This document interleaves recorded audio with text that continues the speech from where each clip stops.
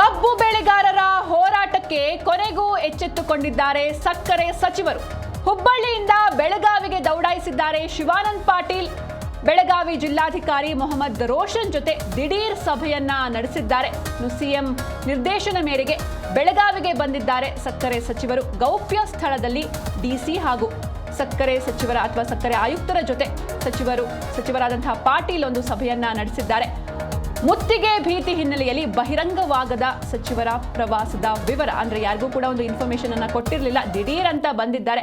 ಗೌಪ್ಯವಾಗಿ ಒಂದು ಮೀಟಿಂಗ್ ಅನ್ನ ಕೂಡ ಮಾಡಿದ್ದಾರೆ. ಕಬ್ಬು ಬೆಳೆಗಾರರ ಹೋರಾಟಕ್ಕೆ ಕೊನೆಗೂ ಎಚ್ಚೆತ್ತುಕೊಂಡಿದೆ ಸರ್ಕಾರ ಅಥವಾ ಎಚ್ಚೆತ್ತುಕೊಂಡಿದ್ದಾರೆ ಸಕ್ಕರೆ ಸಚಿವರು. ಅಂದ್ರೆ ಬೆಳಗಾವಿಯ ಗುರ್ಲಾಪುರ ಕ್ರಾಸ್ನಲ್ಲಿ ಇದು 8ನೇ ದಿನಕ್ಕೆ ಕಾಲಿಟ್ಟಿದೆ. ಈ ಒಂದು ಪ್ರತಿಭಟನೆ 8ನೇ ದಿನವಾದ ಬಳಿಕ ಎಚ್ಚೆತ್ತುಕೊಂಡಿದ್ದಾರೆ ಸಕ್ಕರೆ ಸಚಿವರು. ಹುಬ್ಬಳ್ಳಿಯಿಂದ ಬೆಳಗಾವಿಗೆ ದೌಡಾಯಿಸಿದ್ದಾರೆ ಶಿವಾನಂದ ಪಾಟೀಲ್.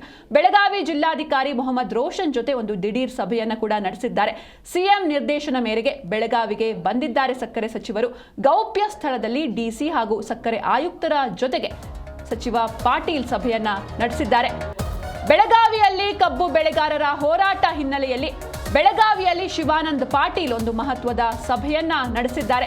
ಸಭೆ ಮಧ್ಯೆ ಸಿಎಂ ಸಿದ್ದರಾಮಯ್ಯನವರನ್ನ ಸಂಪರ್ಕಿಸಿದ್ದಾರೆ ಸಚಿವರು. ಕಬ್ಬು ಬೆಲೆ ನಿಗದಿ ಬಗ್ಗೆ ಸಿಎಂಗೆ ಸಂಪುಟದ ಅಧಿಕಾರವನ್ನ ಅಂದ್ರೆ ಏನು ಮಾಹಿತಿಯನ್ನ ಕೂಡ ನೀಡಿದ್ದಾರೆ. ಬೆಳಗಾವಿ ಡಿಸಿ ಮೊಹಮ್ಮದ್ ರೋಷನ್ ಜೊತೆ ಒಂದು ಚರ್ಚೆಯನ್ನ ಮಾಡಿದ್ದಾರೆ. ಇನ್ನು ಈ ಒಂದು ಸಭೆಯಲ್ಲಿ ಏನೆಲ್ಲ ಡಿಸ್ಕಷನ್ ಆಗಿದೆ ಅದ್ರ ಬಗ್ಗೆ ಸಿಎಂಗೆ ಒಂದು ವರದಿಯನ್ನ ಒಪ್ಪಿಸಿದ್ದಾರೆ. ಸಭೆಯ ಮಧ್ಯೆಯೇ ಸಿಎಂಗೆ ಕಾಲ್ ಮಾಡಿದ್ದಾರೆ.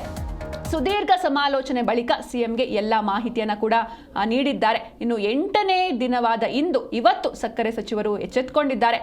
ತಕ್ಷಣವೇ ಬೆಳಗಾವಿಗೆ ಬಂದಿದ್ದಾರೆ ಶಿವಾನಂದ ಪಾಟೀಲ್. ಬೆಳಗಾವಿ ಜಿಲ್ಲಾಧಿಕಾರಿ ಮೊಹಮ್ಮದ್ ರೋಷನ್ ಜೊತೆ ಒಂದು ದಿಢೀರ್ ಸಭೆಯನ್ನ ನಡೆಸಿದ್ದಾರೆ. ಅವರ ಜೊತೆ ಸಮಾಲೋಚನೆಯನ್ನ ನಡೆಸಿ ಅಂದ್ರೆ ಯಾವ ರೀತಿ ಸಾಗ್ತಾ ಇದೆ, ಏನೆಲ್ಲ ಬೇಡಿಕೆ ಇದೆ, ಎಲ್ಲದರ ಬಗ್ಗೆ ಒಂದು ಕಂಪ್ಲೀಟ್ ಆದಂತಹ ಒಂದು ಇನ್ಫಾರ್ಮೇಶನ್ ಪಡೆದು ತದನಂತರದಲ್ಲಿ ಸಭೆಯ ಮಧ್ಯೆ ಸಿಎಂಗೆ ಅವರು ಕಾಲ್ ಮಾಡಿದ್ದಾರೆ ಸಕ್ಕರೆ ಸಚಿವರು.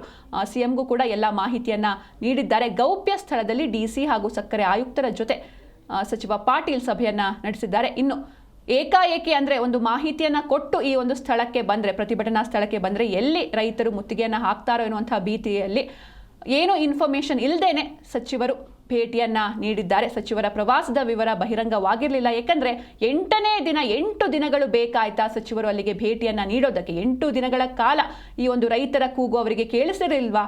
ಅನ್ನದಾತರ ಕೂಗು ಅವರನ್ನ ಮುಟ್ಟಿರ್ಲಿಲ್ವಾ? ಹಾಗಾದ್ರೆ ಈಗ 8ನೇ ದಿನಕ್ಕೆ ಕಾಲಿಟ್ಟಿದೆ. ತೀವ್ರ ಸ್ವರೂಪವನ್ನ ಪಡೆದುಕೊಂಡಿದೆ. ಹೆದ್ದಾರಿಯನ್ನ ತಡೆದು ರೈತರು ತಮ್ಮ ಆಕ್ರೋಶವನ್ನ ಹೊರಹಾಕ್ತಿದ್ದಾರೆ.